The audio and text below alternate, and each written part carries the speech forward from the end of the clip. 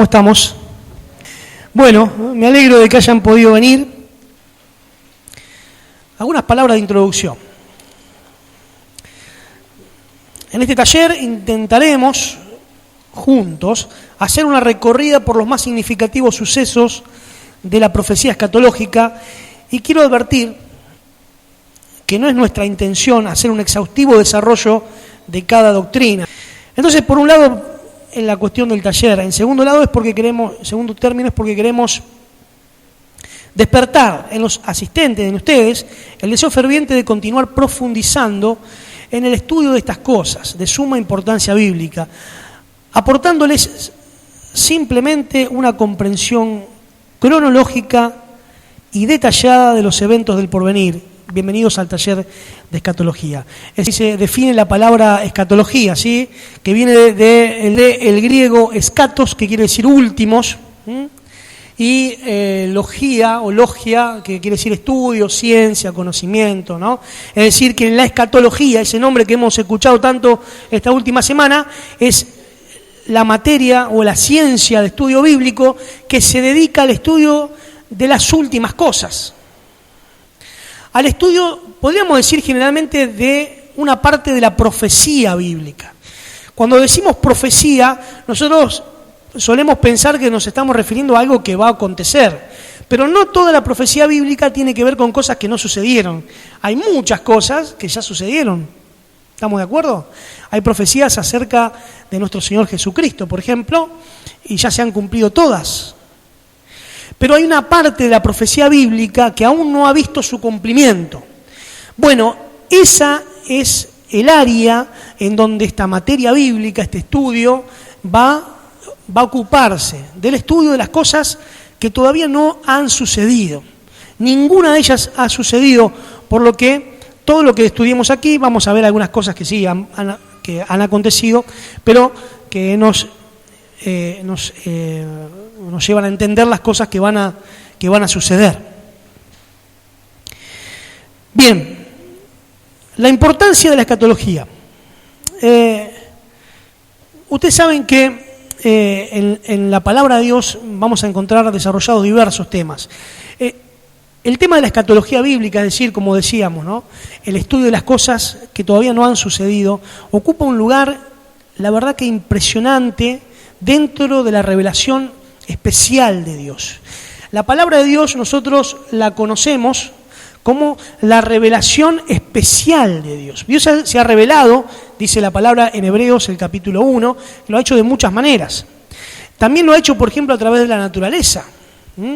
Dice la palabra de Dios en Romanos capítulo 1, por ejemplo, que Dios se ha manifestado de los cielos, ha manifestado su ira, ha manifestado también su gloria, y de modo que nadie puede tener excusa, porque aún las cosas que han sido creadas dan testimonio de Dios.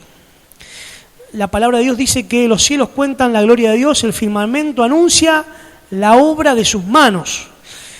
La misma creación nos revela cosas de Dios. Pero Dios se ha revelado específicamente a través de la palabra. Él nos ha dado una revelación especial. Esta revelación, la palabra de Dios, contiene en sus 3/4 partes eventos que todavía no hemos visto su cumplimiento.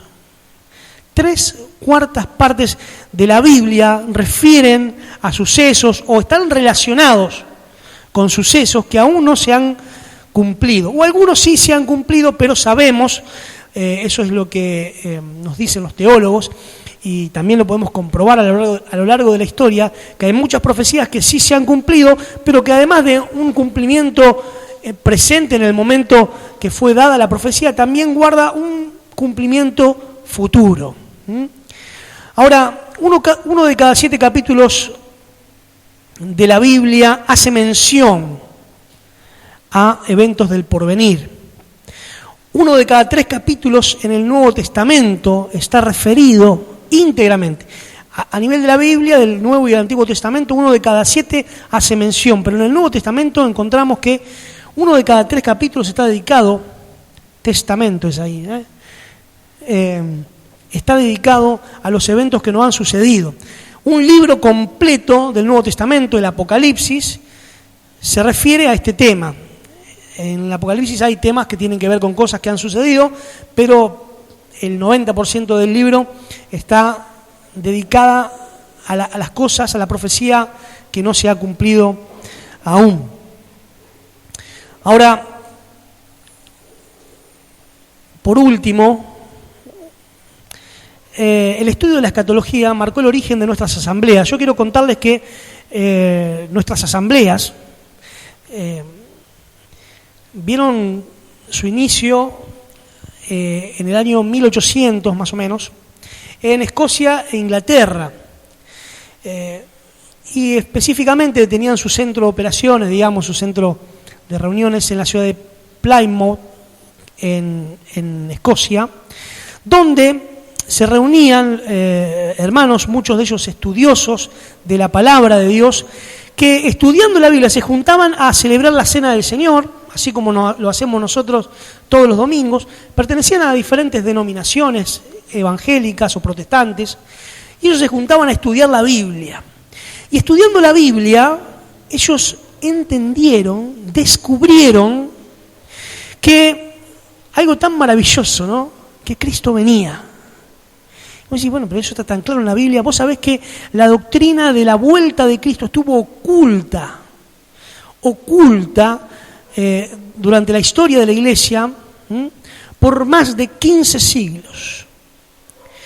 La historia es que la Iglesia, cuando comienza en sus inicios y es perseguida, los creyentes, los primeros cristianos, y vemos en los escritos de Pablo, anhelaban la venida del Señor y esperaban que Cristo viniera en ese momento. Pablo dice, por ejemplo, escribiéndole a los tesalonicenses en el capítulo 4, desde el versículo 13, dice: hermanos, no queremos que ignoréis acerca de los que duermen, para que no os entristezcáis como los que no tienen esperanza. Es decir, no se pongan tristes si se muere algún hermano, como no se pongan tristes como los que no tienen a Cristo, los que no tienen esperanza. Porque si creemos que Jesús murió y resucitó, creemos también que Dios traerá con Jesús a los que durmieron en Él. Y comienza a hablar acerca de la vuelta de Cristo a buscar a la iglesia y de ese evento maravilloso que esperamos, que es el rapto de la iglesia, de cada creyente en Cristo Jesús. Y empieza a decir que y el Señor descenderá del cielo y con voz de mando, con voz de arcángel y con trompeta de Dios descenderá del cielo, y los muertos en Cristo resucitarán primero, luego nosotros, dice, los que vivimos, los que hayamos quedado hasta la venida de Cristo. Pablo creía que él iba a ver con sus propios ojos la venida del Señor. La iglesia anhelaba la vuelta del Señor. Claro, los años fueron pasando y ya al final de su vida él declara, bueno, yo ya estoy para ser sacrificado. Él ya esperaba un encuentro con Cristo, pero que no tenía que ver con su venida, sino con que él iba a morir. No es que él había perdido su fervor, pero sí se daba cuenta de que él ya estaba a punto de ser sacrificado, como él mismo lo dice. Aproximadamente en el año 300 de nuestra era, un hombre llamado Constantino era un emperador del Imperio Romano, ¿no? Era un gobernante, un tirano. Se convierte al cristianismo. Digo así porque la verdad que no estamos seguros si se convirtió a Cristo, sí al cristianismo. Y el cristianismo que era perseguido, que eran matados a espada, filo de espada, los cristianos primitivos, que eran lanzados, ¿se acuerdan?, al circo romano, y los ponían a los cristianos en el medio y largaban los leones, y era la diversión de la gente ver cómo los cristianos eran devorados por los leones. En el circo romano se ponía también a los presos, a los esclavos, para dar este tipo de espectáculos, ¿no? Y la gente se reía viendo cómo la gente trataba de salvarse, queriendo escaparse de las garras de los leones. Pero cuando comenzaron a poner a los cristianos, estos se reunían en el centro de la arena, se abrazaban, cantaban himnos al Señor y oraban. Oraban y encomendándose en las manos del Señor y esperando que aquella bestia los ponga, los deposite en la gloria eterna, porque ellos tenían esa esperanza bienaventurada. La iglesia deja de ser perseguida. La iglesia se reunía en catacumbas, en cuevas, y fervorosa esperaba la vuelta de Cristo. Cuando la iglesia sale de las catacumbas, cuando la iglesia deja de ser perseguida, porque este hombre Constantino no solamente que deja de perseguir a la iglesia, sino que hace que el cristianismo deje de ser proscripto, es decir, que estaba prohibido, y pasa a ser obligatorio. Es decir, que ahora, si no eras cristiano, te pasaban a limpia, ¿no? Entonces, si no eras cristiano, ahí te mataban. Entonces ahí la iglesia comienza una de las épocas de decadencia. También podemos verlo en el capítulo 2 y 3 de Apocalipsis, cómo la iglesia se va en las cartas a las iglesias, cómo en este periodo de historia de la iglesia de Cristo se va perdiendo ese fervor de la venida de Cristo. Y claro, como le empiezan a ir bien las cosas, empieza a prosperar económicamente, comienza a construir los templos o a apoderarse de los templos que ya existían a otros dioses, pero que ahora la religión oficial era el cristianismo. Comienzan a llenarse de dinero, comienzan a emparentarse con el poder. Allí tenemos, por ejemplo, la iglesia de Pérgamo, ¿no? Que quiere decir esto, matrimonio mixto. La iglesia se casa con el poder, forma parte del poder, ¿no? Y la iglesia deja de ser perseguida y pasa a ser perseguidora. Y nace luego, muy posterior, ya a la Edad Media, por ejemplo, cosas siniestras de la iglesia como la Santa Inquisición, que fue la creadora de las torturas, la mayor cantidad de torturas que se puedan imaginar. Fueron inventadas por hombres que se decían cristianos. Pero como las cosas iban tan bien, como a veces pasa en nuestra vida, se olvidaron de Jesucristo, de que Cristo volvía. Claro, Señor, si te demoras un poquito más no pasa nada, estamos bien. No hay apuro, no hay apuro, vení tranquilo, no te preocupes. Pero hay una declaración del Señor en Apocalipsis: he aquí vengo pronto, y mi galardón conmigo para recompensar a cada uno según sea su obra. La certeza de que Cristo venía fue recuperada por estos hermanos de Plymouth y por esta certeza de que Cristo venía, ellos hicieron lo que la iglesia no pudo hacer en 18 siglos. ¿Y saben qué fue eso? Llenar con el Evangelio hasta el último rincón de la tierra. Salieron a predicar y esa gran generación de teólogos, entre los cuales estaba Elson Darby, uno de los fundadores también de la doctrina premilenarista que vamos a ver ahora, o de la postura, mejor dicho, uno de los postulantes, ¿no? de lo que hoy conocemos como el premilenarismo. Este hombre que era un gran teólogo, esa gran generación generó otra generación, no de teólogos sino de misioneros, que dejaron todo lo que tenían, todo lo que eran, muchos de ellos con títulos nobiliarios, como lo decimos hoy, con sangre azul, eran miembros de la realeza, dejaban todo, fortunas, mansiones, y se venían, por ejemplo, a América del Sur, a traer el Evangelio. El primer misionero que llegó a la Argentina, proveniente de Inglaterra, fue Ewen, ¿sí? Uno de los misioneros ingleses que llegó, que arribó acá al país, entre otros tantos, ¿no? Y tantos otros que fueron a diferentes países de Sudamérica trayendo el Evangelio, motivados por esta realidad, esta cosa que los había impactado y revolucionado internamente de que Cristo volvía. No había tiempo que perder. Y la iglesia recupera otra vez el fervor de la venida de Cristo.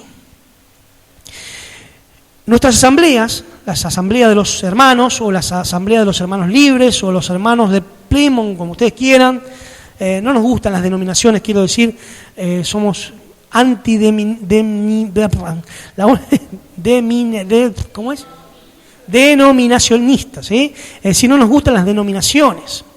Pues son cosas que separan a los hombres, a los cristianos, pero bueno, nos reconocen como los hermanos libres en este tiempo, o las asambleas de los hermanos, y tuvo su origen en grandes teólogos cuya principal fuente motora fue la palabra, pero además esta convicción de que Cristo estaba a las puertas, de que Cristo venía, de que su venida era inminente. Entonces no perdieron más tiempo y salieron a predicar el Evangelio y llenaron todo el mundo con el Evangelio.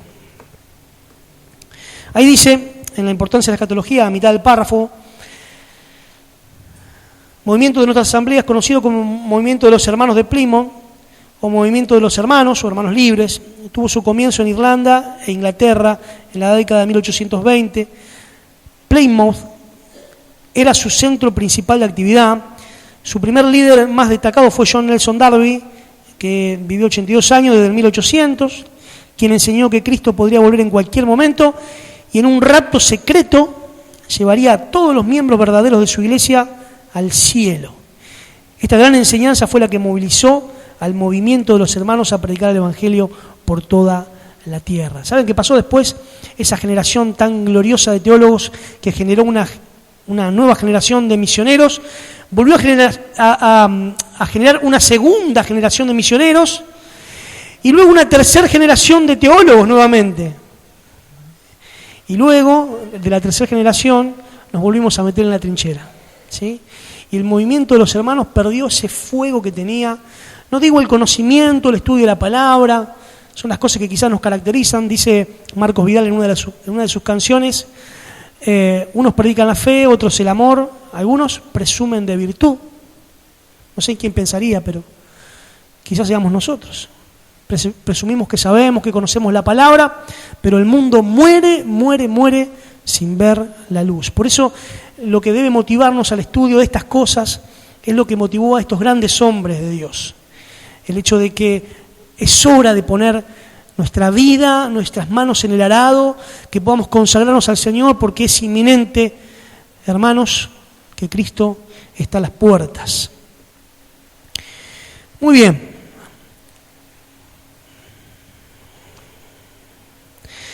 Luego, una correcta motivación.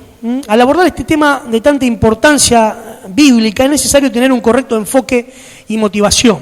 A ver, ¿por qué estudiamos la escatología? ¿Por qué has venido a este taller? No sabés ni lo que significa escatología, pero acá estamos y queremos aprender más. Bueno, está muy bien, queremos conocer más de la palabra, pero muchos sienten simplemente una mera curiosidad por la escatología. Claro, son cosas tan misteriosas, tan espectaculares, ¿no?, que nos captan la atención, como si estuviéramos abriendo las hojas de la Biblia y leyendo un libro de ciencia ficción, de cosas que pareciera que es imposible que sucedan, y esas son las cosas que tienen que ver con la escatología, muchas de ellas. Y estudiamos este tema motivados por una mera curiosidad. Bueno, esa no sería la correcta motivación. Pablo, escribiéndole a los tesalonicenses en el capítulo 4, desde el 13, como dijimos, empieza a hablarles acerca de la venida de Cristo. Y termina ese párrafo en el versículo 18 diciéndoles, por tanto, alentaos, animaos los unos a los otros con estas palabras.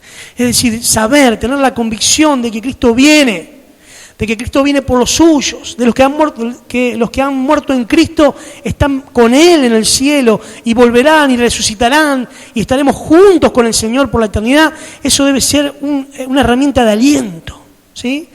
Dice la palabra que debemos animarnos, ¿sabes?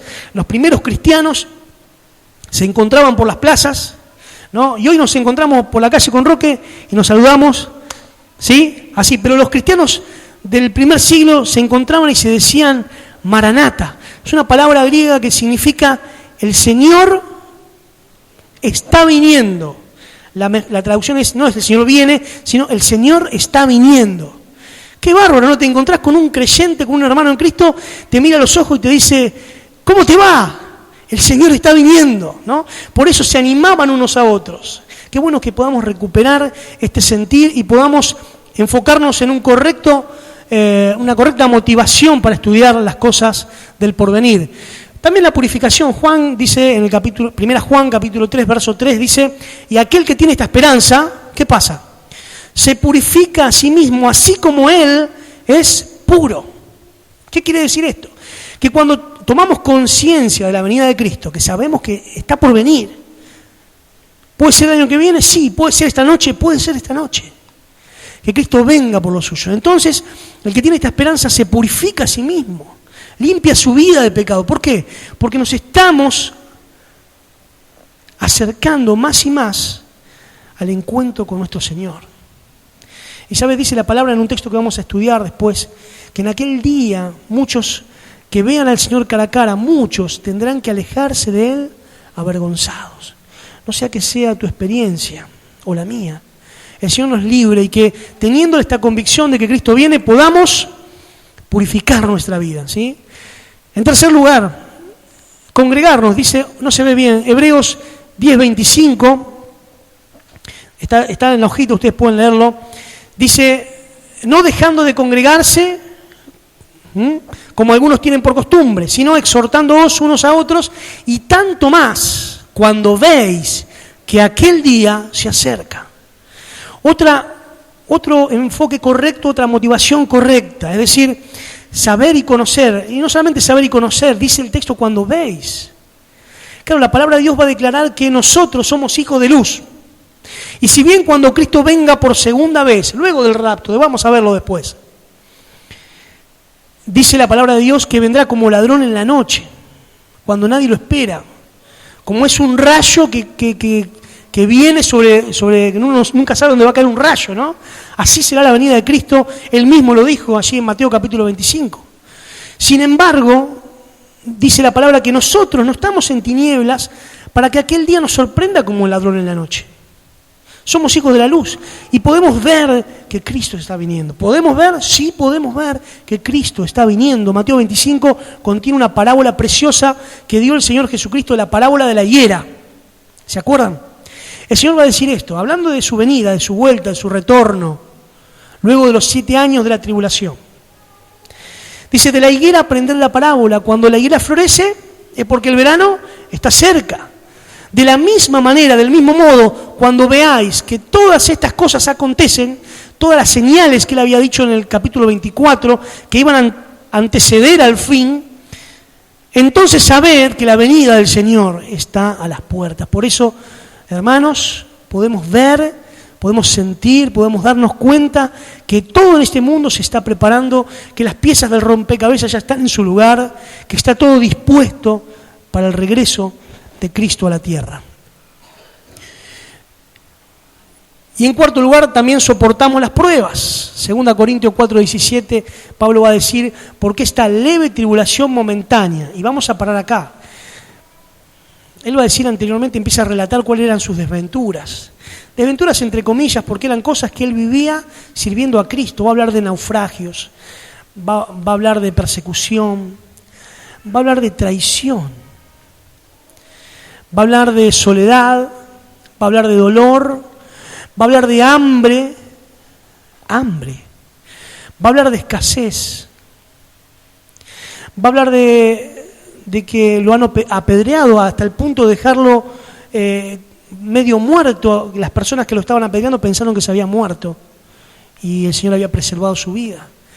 Que todas esas cosas y esta leve tribulación momentánea, una leve tribulación, decía Pablo, produce en nosotros un cada vez más excelente y eterno peso de gloria. Pablo decía, sí, sufrimos en este mundo. El mismo Señor dijo, en el mundo tendréis aflicción. Si vos crees que venimos a la iglesia para que se nos solucionen todos los problemas, mirá, no sé quién te dijo eso, pero no fue el Señor. No lo encontramos en su palabra. En su palabra el Señor nos dice, en el mundo tendréis aflicción, pero confiad, porque yo he vencido al mundo. Y en Él, en Cristo Jesús, somos más que vencedores.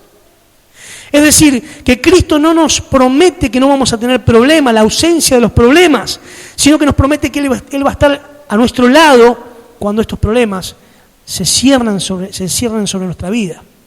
Como aquella canción que cantamos, has corrido tras un arco iris, ¿te acordás? Tan solo el sol, Él nunca prometió. Así que va a haber siempre sol, no. Porque Él sabe bien que habrá tormenta. Él solo nos promete un corazón que puede cantar en medio del dolor. Y esta es la realidad del creyente, del cristiano, de aquel que tiene la esperanza en Cristo. Va a haber pruebas, pero cada vez que viene una prueba debemos pensar, nuestra mente es llevada a nuestro destino de gloria, a nuestro futuro. Y entonces esa gran prueba que hoy no podemos soportar, que parece imposible de flanquear, se transforma en una leve tribulación momentánea. Y que produce no un peso de angustia, sino un eterno peso de gloria. Sentimos el peso no de la prueba, sino el peso de nuestro futuro. El peso de las cosas que vamos a vivir maravillosas. Por eso no debemos ignorar estas cosas que tienen que ver con las cosas futuras. Al final hay un cuadrito allí en la página 2. Por eso decimos, esta es la máxima que vamos a sacar, ¿no? Que el estudio de los eventos futuros debe tener como principal objetivo, ¿qué cosa? La modificación de nuestro presente. No estudiamos las cosas futuras por curiosidad, no. La estudiamos para que esas cosas transformen nuestra vida hoy. No esperamos solamente los cambios que vendrán en la gloria eterna, sino queremos que Cristo, a través de su palabra y esa esperanza bienaventurada, la esperanza de cada creyente, pueda transformar tu vida y la mía hoy. Que podamos vivir para Él hoy, que podamos... Mirá, había un hermano que hacía esta pregunta: ¿qué harías si supieras que Cristo viene hoy, esta noche? ¿Qué harías? ¿Qué haríamos? Pensalo. Y algunos van a decir, y yo saldría corriendo a predicarle a aquel familiar, quizá a mi mamá, a mi papá, que sé que si pierde la oportunidad va a la condenación, va al infierno. Quizás otros dirán, bueno, entonces dejo el pecado y limpio mi vida, pero ya es demasiado tarde, Cristo viene hoy. Y me pongo a servir en la iglesia, es demasiado tarde, Cristo viene hoy. Mirá, debemos vivir con esta expectación constante, ¿no? Esta expectativa constante de su venida, para que aquel día no nos sorprenda como ladrón. La Biblia, hablando de esas cosas, dice que nosotros debemos velar, debemos esperar, pero igualmente hay confianza, porque ya sea que velemos o que durmamos, seremos transformados. Es decir, que el Señor va a venir y nos va a llevar de todos modos al cielo. Bien, avanzamos. Hojita número 3. Vamos bien, vamos bien. ¿Hasta aquí estamos de acuerdo? ¿Hay alguna duda? ¿No?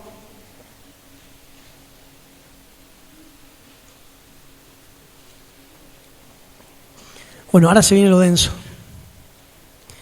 Hay cosas muy apasionantes en este estudio y vamos a encontrarnos también con montañas que vamos a tener que subir. Pero no, es necesario que sepamos todas las cosas, que tratemos de asimilar el mayor conocimiento posible para tener una correcta comprensión de estos eventos, ¿sí? Mirá, el estudio de la escatología, de los eventos del porvenir, es el estudio bíblico o la materia bíblica que más ha dividido a los hermanos. No el estudio del Espíritu Santo, no el estudio de los dones, no la vigencia de los dones, no el estudio de las jerarquías de la iglesia, si debemos tener un pastor, 20 pastores, no el estudio de algunas doctrinas como el velo. No, lo que más ha dividido a los hermanos es el estudio de las cosas futuras. Hay tantas corrientes de interpretación que creo que cada uno de nosotros podríamos armarnos una a nuestro criterio, porque es que es tan vasto. Y mucha de la información que la Biblia nos da, no es que está encriptada, pero se necesita tener un conocimiento general de la palabra para poder entender las cosas que van a suceder o las cosas que están escritas en la Biblia. Les doy un ejemplo. Yo había puesto, soy sincero, allí en el temario Apocalipsis. Yo quería hacer un raconto breve del libro de Apocalipsis, pero después dije, no, ni loco, no llegaba a prepararlo, pero además es muy difícil, ¿no? Y el estudio del Apocalipsis, algunos piensan que es el libro más complicado que tenemos en la Biblia. Bueno, no es así. Hay libros más complicados para entender. Hay libros más profundos teológicamente, digamos, si se quiere, ¿no? Porque el libro de Apocalipsis es simplemente la narración de eventos, de hechos.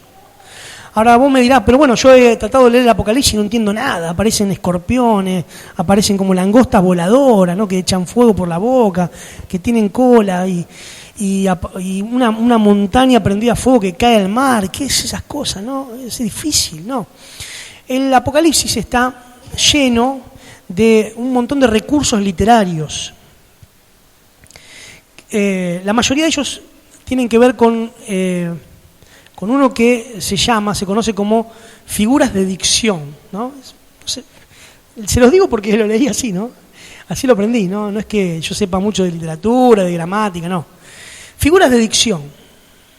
Y las figuras de dicción, muchos me han escuchado decir esto, son como ejemplos que uno utiliza en el discurso o cuando uno escribe algo, ejemplos que uno pone, alegorías que uno pone, para que se comprenda lo que uno está tratando de decir.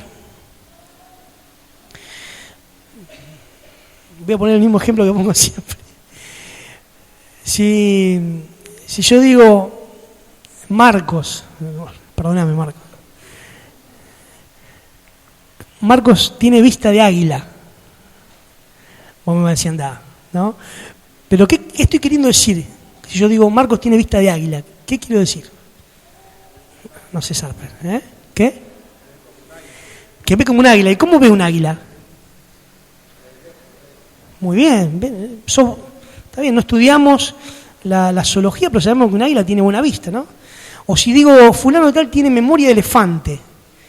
¿Qué sé yo? ¿Quién sabe cómo es la memoria del elefante? Bueno, pero se conoce comúnmente que los elefantes tienen muy buena memoria, ¿no? Si yo digo eso, que fulano de tal tiene memoria de elefante, vos entendés claramente lo que te quiero decir, ¿no? Pero para entender claramente lo que yo te estoy queriendo decir, vos tenés que saber cómo es el elefante. Pues si no sabés cómo es el elefante, no entendés lo que quiero decir. Vos decís, ¡ay, qué raro esto que está diciendo! Marco es un águila. No, no es un águila, Marcos. ¿Por qué se ríe? Es un elefante, no.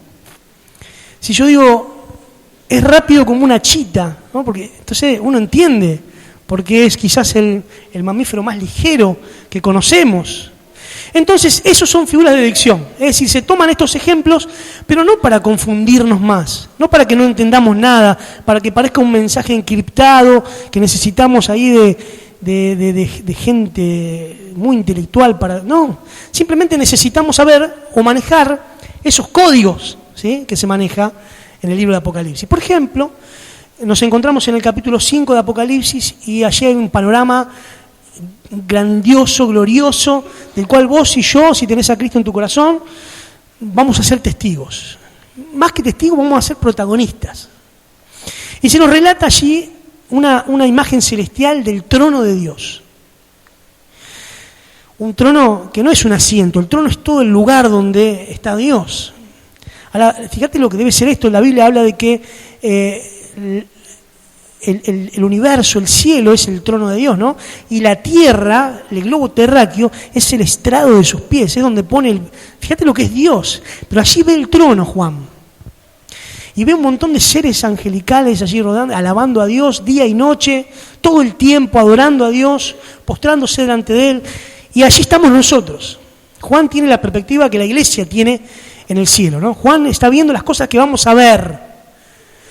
Y de repente dice que es hora de ejecutar los juicios.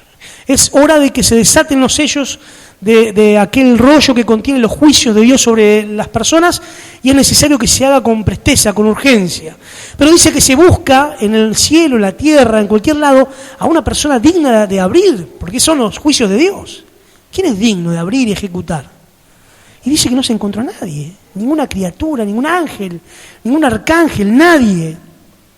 Y Juan se pone a llorar como un nene, como un bebé, empieza a llorar desconsoladamente, y se acerca un ángel del Señor, ¿no? Y le dice, no llores, no llores. He aquí el león de la tribu de Judá, la raíz de David, ha vencido y es digno de abrir sus sellos y de abrir el rollo y desatar sus sellos. Ahí estaba Jesucristo. Dice, y miré, me imagino a Juan secándose las lágrimas, viste cuando después de llorar que vos te secás y ves todo medio nublado, pero dice, y miré, y he aquí un cordero como inmolado que estaba en pie delante del trono de Dios. Él ve un cordero como inmolado, un cordero degollado. Pero sí, pero Cristo, imagínate un cordero puesto en pie, parado, un cordero degollado. Es decir, si está degollado, lo menos que puede estar es parado, tiene que estar tirado, ¿no? Pero allí nos está hablando esta figura del carácter de esa persona. Ese cordero es el cordero que fue anunciado por Juan el Bautista. Es aquí el cordero de Dios que quita el pecado del mundo, nada más ni nada menos que el Señor Jesucristo, ya glorificado en el cielo. Pero dice que tenía las huellas de haber sido sacrificado, estar degollado. Las huellas no son en su cuello, ¿dónde son? En sus manos, en sus pies, su costado traspasado por la lanza romana. Pero estaba de pie. ¿Y qué quiere decir eso? Bueno, no quiere decir nada, estaba parado. No, si estaba con las huellas de haber sido sacrificado, pero está de pie, nos está hablando de un cordero que resucitó, que fue sacrificado, pero que está vivo. Y dice, y tenía 7 cuernos y 7 ojos. Y claro, vos decís, qué feo, ¿no? Un cordero con 7 cuernos. La verdad que cuando llega al cielo y le querramos dar un abrazo al Señor, y si nos sale un cordero degollado con 7 cuernos y 7 ojos, no sé, es algo que estemos en otra condición espiritual, vamos a querer salir corriendo, ¿no? No es que Cristo sea así. Pero cuando conocemos el lenguaje bíblico nos damos cuenta, por ejemplo, que el cuerno, digamos, en la palabra de Dios, en el lenguaje bíblico, es símbolo de poder. Y el 7, como ya sabrás, es el signo de la perfección. Entonces está hablando de que es un cordero, pero que es 7 veces poderoso, es decir, es todopoderoso. Este cordero que fue inmolado, que está vivo y que es Dios. Y tiene 7 ojos, dice, los cuales son los 7 espíritus de Dios que son enviados por toda la tierra, es decir, omnisciente y omnipresente en la persona del Espíritu Santo, los 7 espíritus. Dios no tiene 7 espíritus, tiene uno, pero tiene el perfecto Espíritu de Dios, por eso son 7 allí. Entonces vemos esta simbología y comprendemos mejor las cosas, ¿no les parece? Tenemos una visión más completa. Bueno, esto es el estudio de las cosas futuras en el Apocalipsis, ¿no? Cosas que parecen que están ocultas, pero que en realidad, claro, debemos conocer la palabra en general para poder entenderlas. Bueno, lo siento, tenemos que avanzar a las escuelas de interpretación. Vamos a leer alguna de ellas. Hay escuelas de interpretación que tienen que ver, por ejemplo, con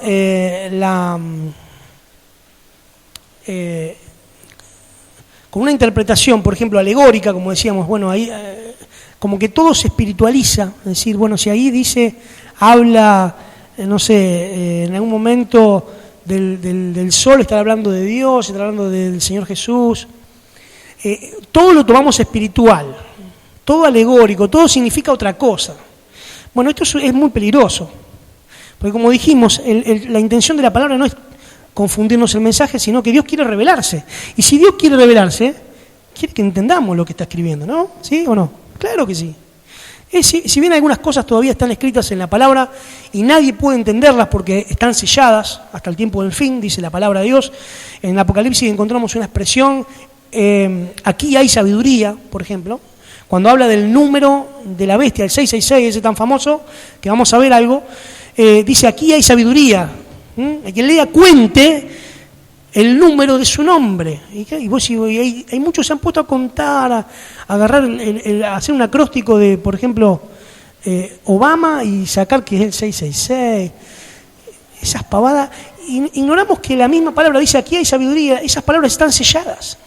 ¿Y quiénes van a poder entenderla? Bueno, habrá una luz especial sobre unas personas que van a aparecer en el periodo que la iglesia no esté, ya no estamos, estaremos con el Señor.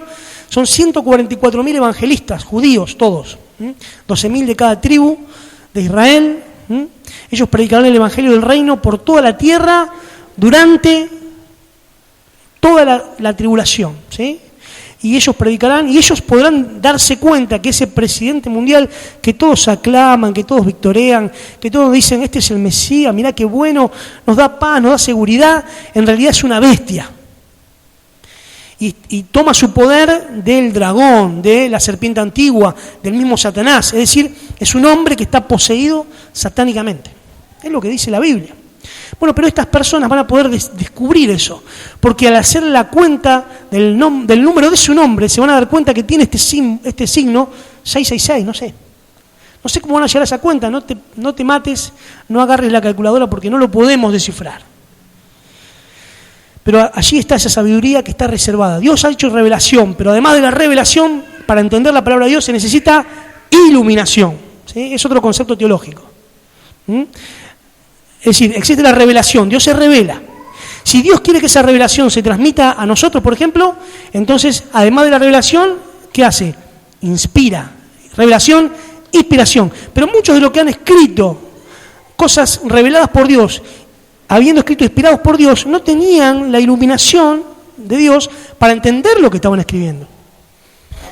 No entendían, ¿no? En aquel momento habrá una iluminación especial sobre estas personas que podrán descubrir quién es realmente este presidente mundial, el anticristo. Y podrán darse cuenta de su verdadero carácter. Allí tenemos dos sucesos. Uno es el rapto, por ejemplo, lo encontramos en 1 Tesalonicenses 4, 13 al 18, ya lo hemos citado. Y otro es el milenio. El milenio, rápidamente, lo vamos a ver después, pero es un gobierno de 1000 años. Es un gobierno del mismo Señor Jesucristo que va a reinar esta tierra por 1000 años literales, así lo creemos. La capital mundial va a estar en Jerusalén y nosotros no seremos súbditos de ese reino, sino que, como dice la primera alusión escatológica que encontramos en Apocalipsis. Vos agarrás Apocalipsis capítulo 1 y empezás a leer. La primera sugerencia, un evento que va a pasar en el futuro es esto: y seremos reyes y sacerdotes para nuestro Dios. Es decir, la primera promesa que encontramos en el Apocalipsis es esta, que vamos a ser reyes de ese reino. Pero bueno, hay algunos que, por ejemplo, no creen en el milenio y son los amilenaristas. Dicen, no, en realidad, bueno, allí está explicado, ¿no? Amilenarismo, de A, privativo, milenio, ¿no? En la enseñanza de que el periodo de 1000 años, un milenio mencionado en Apocalipsis 20, no es literal. Es decir, que en realidad no pasa, es alegórico, no son 1000 años. La Biblia dice, para el Señor un día como 1000 años, 1000 años como un día. No va a pasar esto, en realidad son promesas que se van a tener cumplimiento en otras cosas, son cosas alegóricas. Bueno, aunque parezca mentira, allí encontramos entre los que creen o que creían o eran postulantes del amilenarismo a Agustín de Hipona, ¿no? San Agustín de Hipona, que vivió en el año 300, ya medio contemporáneo de Constantino. Vamos a seguir. O sea, estos no creen que vaya a existir el milenio. Y dicen que en realidad no va a existir un rapto de la iglesia, sino que al final de un tiempo, que pueden ser o no 1000 años, va a volver el Señor, eso sí, va a volver el Señor, ¿no? Y a instaurar el juicio final, y ahí se terminó todo, cielo nuevo, tierra nueva, se destruye esta tierra, este universo, y chao. Bueno, luego están el premilenarismo. A ver, vamos a ver si están atentos, si son inteligentes. Si el amilenarismo quiere decir que no hay milenio, el premilenarismo, ¿qué querrá decir? Te mato. Quiere decir que algo va a pasar antes, previo. Bueno, por eso tenemos. El premilenarismo cree, fíjate, ahí apunto, el premilenarismo cree que el rapto de la iglesia, el arrebatamiento, va a ocurrir antes del milenio, no después, antes. Que Cristo viene antes del milenio, viene a buscar a su iglesia y después viene a juzgar a las naciones. A grandes rasgos, después léanlo, ahí hay fundamentación, hay quienes sostenían esta postura. Y después está el postmilenarismo, a ver, ¿qué quiere decir? Después, que creen que en realidad la venida de Cristo va a ocurrir después de 1000 años, que van a existir, son 1000 años literales. Van a existir, pueden ser o no, dicen algunos ahora, porque en realidad milenaristas quedan casi ninguno, postmilenaristas siguen habiendo un montón, sobre todo los que se conocen como de la teología liberal, los católicos, por ejemplo, y también muchos evangélicos que creen que en realidad Cristo va a venir, pero al final de ese tiempo, al final del milenio.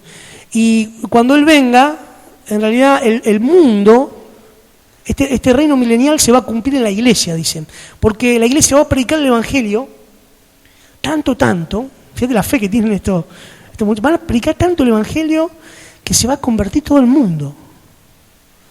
Se va a convertir todo el mundo, entonces, como cantamos, los más viejos se van a acordar, esa canción de Steve Green, y las naciones unidas como hermanas, ¿qué dice?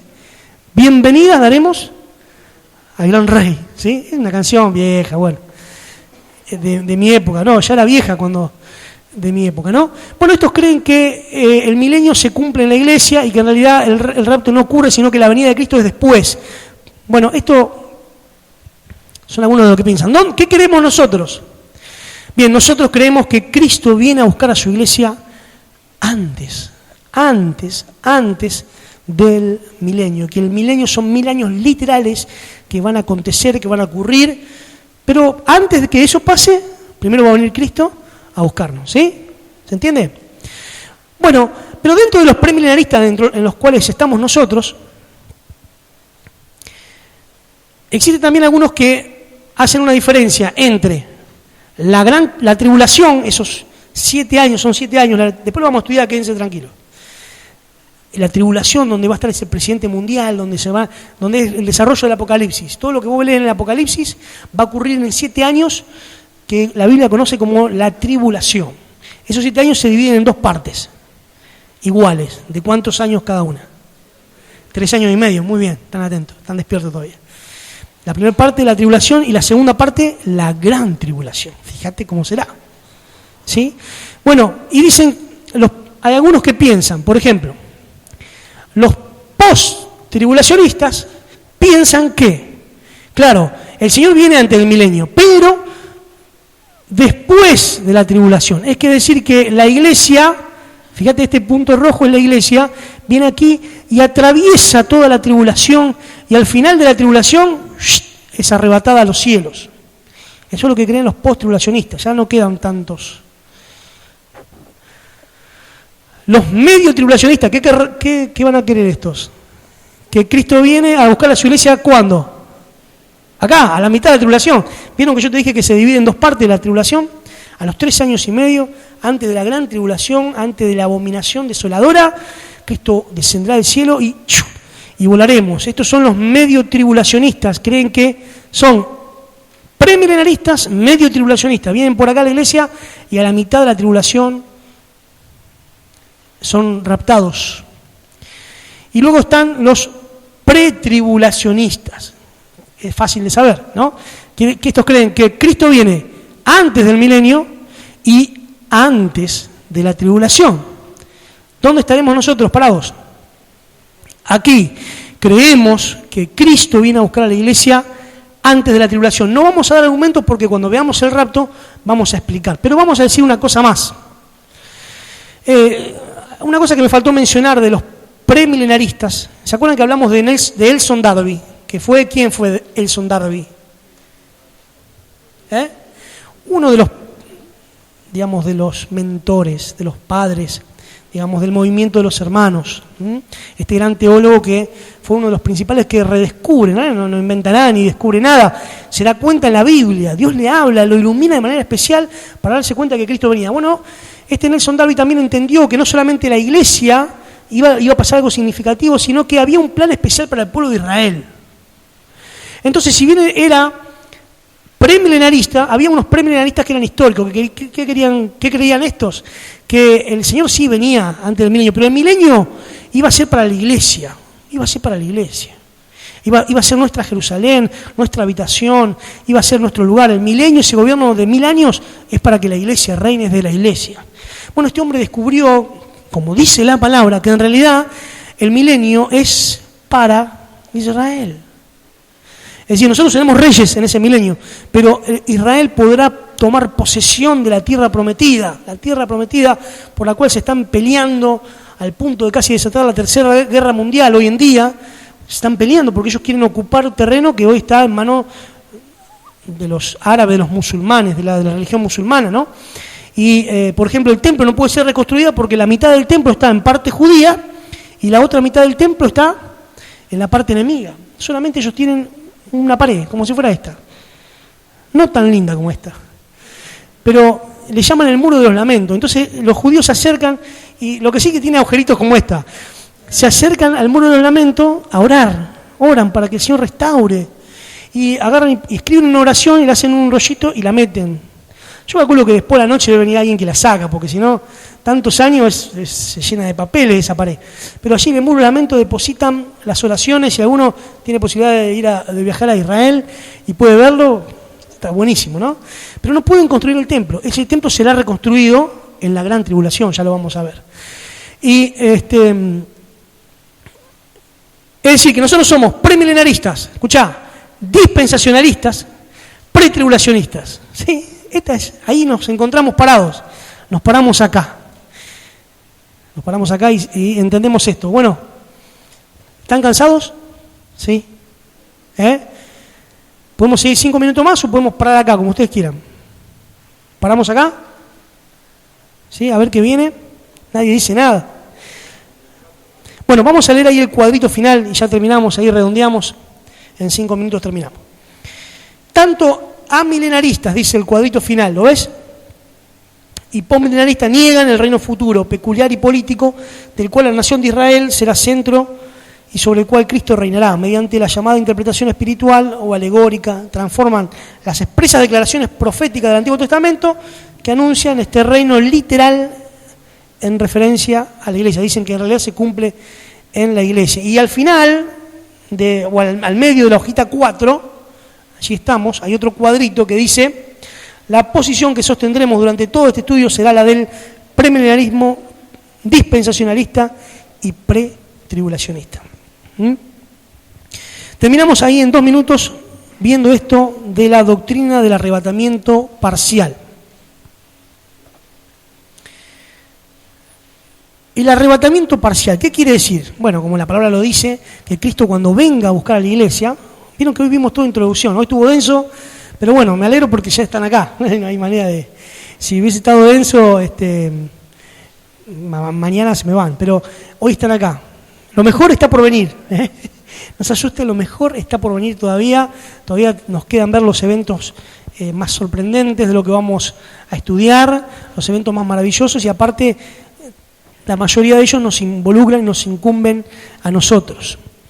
Hay hermanos que creen hoy en día que cuando Cristo venga a buscar a la iglesia, solamente serán arrebatados los creyentes que estén velando, es decir, los que estén esperando la vuelta de Cristo, ¿viste? Los que estén atentos. Hay varios pasajes, no los vamos a leer, pero donde el Señor nos dice: velad.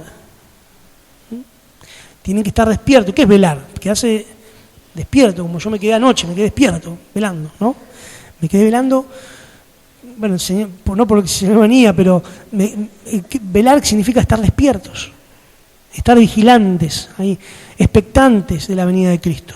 Dicen que cuando Cristo venga, solamente se llevará a los cristianos así fieles que estén esperando. Pero, miren, dice ahí: aquellos que defienden esta postura piensan que solo los creyentes que estén velando al momento de la venida de Cristo por su iglesia serán arrebatados antes de la tribulación, mientras que los tibios, qué palabra fea, ¿no?, serán dejados para pasar la tribulación. Sin embargo, la promesa del arrebatamiento es para todos los creyentes con independencia de su estado espiritual. El mismo texto que le citábamos antes dice: para que ya sea que velemos o que durmamos, o sea que cuando nosotros decimos esa expresión, dormiste, ¿qué quiere decir? Fuiste, loco, dormiste, si te quedaste, no sé. Bueno, para ya sea que velemos, que estemos esperando o que durmamos, seamos transformados. Es decir, el Señor nos va a llevar a todos. Además, la doctrina del arrebatamiento parcial atenta contra una de las doctrinas más importantes que sostenemos, que es la unidad de la iglesia. La iglesia no se puede dividir. No puede irse una parte con Cristo y otra parte quedarse en la tierra, no. La iglesia va a ser quitada de en medio, ¿sí? Cuando dice 2 Tesalonicenses, capítulo 2, dice que el ministerio de la iniquidad, de este inicuo, de la maldad, ¿no?, de este anticristo, está operando al presente. Pero hay algo que todavía lo detiene, hasta que esto a su vez sea quitado de en medio. Y entonces sí se manifestará aquel inicuo, bueno, y empieza a describir, ¿no? Pero está hablando de que Satanás no puede manifestarse, el anticristo no puede aparecer porque hay algo que lo frena.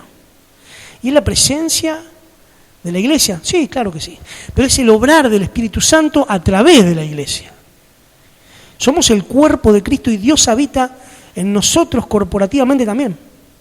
Somos el templo del Espíritu Santo, de Dios mismo. Y cuando la iglesia entera sea corrida en medio, sea arrebatada, pues seremos arrebatados y después veremos por qué vamos a ser arrebatados, entonces sí, Satanás dirá, esta es la mía, no hay nadie que me frene, no hay nadie que me detenga. Entonces desarrollará con todo su potencial todo lo que está planeado, todo lo que está determinado para hacer. Bueno, o sea que esto no es así. Bueno, vamos a dejar ahí nomás, no vamos a avanzar. Vamos a terminar acá, vamos a hacerlo con estudio y ya ir viendo. Por ejemplo, vamos a llegar ahora en la próxima reunión a ver acerca de las profecías de las 70 semanas. Una de las profecías más sorprendentes que tiene la Biblia, donde Dios dice que en determinado tiempo, en una cantidad de días específico, 173.880 días, 490 años proféticos, en 173.880 días iban a suceder cosas. Y vamos a hacer el estudio, vamos a hacer el conteo histórico, a ver si fue así o no fue así. Hay cosas que sucedieron y nos vamos a sorprender. Así que no se pierdan. Está todo ahí, pueden avanzar en el estudio, pero vayan leyendo y bueno, vayan también anotándose si tienen alguna duda y las podemos charlar mañana. Oramos y gracias por haber venido.